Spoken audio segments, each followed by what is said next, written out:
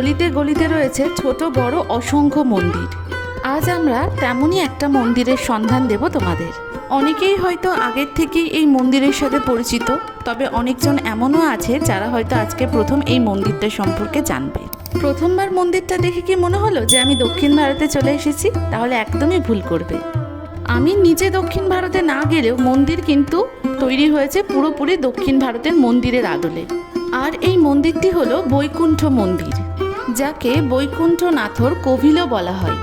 উত্তর কলকাতার জোড়াসাঁকোতে রয়েছে এই দক্ষিণ ভারতীয় হিন্দু মন্দির। মন্দিরে প্রবেশের জন্য কিন্তু কোনো রকম প্রবেশ মূল্য দিতে হয় না। মন্দিরের বাইরে জুতো খুলে মন্দিরের ভেতরে প্রবেশ করতে হয়, যদিও এখানে জুতো রাখার কিন্তু নির্দিষ্ট কোনো জায়গা নেই, মন্দিরের বাইরেই রেখে যেতে হয়। এবার তাহলে মন্দিরের ভেতরটা কেমন, চলো সেটা তোমাদের দেখাই। পুরো মন্দিরটি কিন্তু সাদা মার্বেল পাথর দিয়ে তৈরি। 1960 সালে এই মন্দিরের কাজ সম্পন্ন হওয়ার পর মন্দিরের দ্বার কিন্তু সাধারণ জনগণের জন্য খুলে দেওয়া হয়। আর ওপর দিয়ে দেখো কি সুন্দর একটা প্লেন উড়ে গেল, যেন মনে হচ্ছে একটা পাখি উঠছে।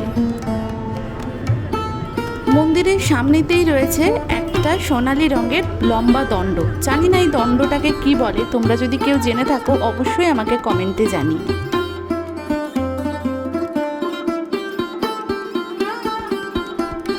মন্দিরের প্রতিটা স্তম্ভের মধ্যে যে এত সূক্ষ্মভাবে কারুকার্য করা রয়েছে সেটা সামনে থেকে গেলেই একমাত্র তোমরা বুঝতে পারবে। প্রথমে মন্দিরের বাইরেটা দেখে মনে হয়েছিল মন্দির হয়তো খুবই ছোট, কিন্তু যখন ভেতরে ঢুকলাম, ভেতরে ঢুকে দেখি যে মন্দিরটা কিন্তু অতটাও ছোট না। আর মন্দিরের ভেতরের পরিবেশ এতটাই শান্ত যে বোঝাই যাচ্ছে না যেটা উত্তর কলকাতার মতো জায়গায় একটা কোলাহলপূর্ণ জায়গায় রয়েছে।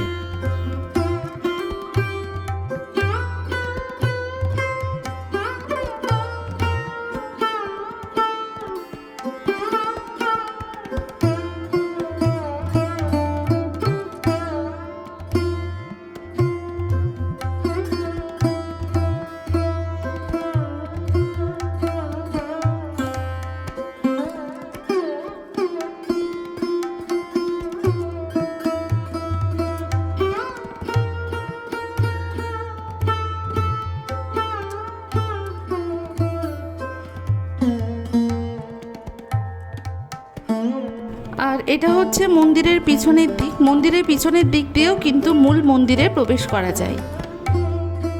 পুরো মন্দির কিন্তু যথেষ্ট পরিষ্কার পরিচ্ছন্ন রয়েছে।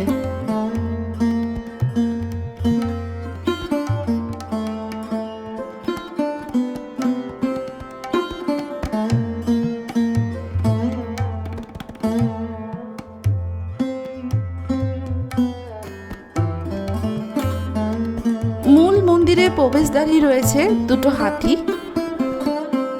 প্রধান মন্দিরের ভেতরে ফটো তোলা বা ভিডিও করার কোনোটিই অনুমতি নেই, সেজন্য পুরো মন্দিরের ভেতর আমরা তোমাদেরকে দেখাতে পারলাম না। সকাল 8টা থেকে রাত্রি 9টা পর্যন্ত কিন্তু মন্দির জনসাধারণের জন্য খোলা থাকে। তবে এই যে সময়টা বললাম, এই সময়ের মধ্যে যে কোনো সময় কিন্তু তোমরা পুজো দিতে পারবে। আর সন্ধ্যাবেলা এখানে সন্ধ্যা আরতিও হয়ে থাকে।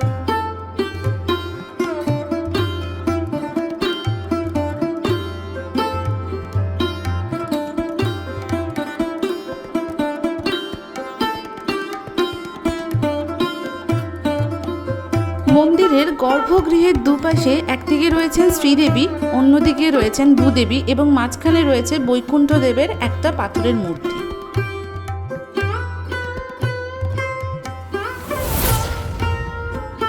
জোড়াসাঁকো ঠাকুরবাড়িতে আসলে এক ফাঁকে ঘুরে যেতেই পারো এই মন্দিরটি, আশা করি ভালোই লাগবে। এই মন্দিরের পাশেই রয়েছে আরও একটা মন্দির, সিদ্ধি বিনায়ক মন্দির। সেই মন্দিরটাও আমরা কভার করেছি। ওপরে আই বাটনে ক্লিক করে কিন্তু তোমরা সেই মন্দিরটা দেখে নিতে পারো। উত্তর কলকাতার যে বিভিন্ন অজানা জিনিস বা এই ছোট বড় মন্দিরগুলো যে তোমাদের সামনে তুলে ধরছি, সেইটা কেমন লাগছে অবশ্যই আমাদের জানিও। যদি ভালো লাগে তাহলে পরবর্তীতে আমরা আবারও চেষ্টা করব আরও জিনিস যেগুলো রয়েছে উত্তর কলকাতার অজানা সেগুলো তোমাদের সামনে তুলে ধরার। আজকের ভিডিও আপাতত এখানেই শেষ করছি। আমাদের আজকের এই ভিডিও ভালো লাগলে লাইক শেয়ার করে দেবে, আর চ্যানেলে যদি নতুন হও তাহলে অবশ্যই সাবস্ক্রাইব করে বেল আইকন প্রেস করে অল বাটনে ক্লিক করবে, যাতে আমাদের চ্যানেলের সমস্ত ভিডিও নোটিফিকেশন সবার আগে তোমাদের কাছে পৌঁছে যাবে। আর তোমরা চাইলে নতুন কোনো জায়গা আমাদেরকে সাজেস্টও করতে পারো। দেখা হবে পরের ভিডিওতে।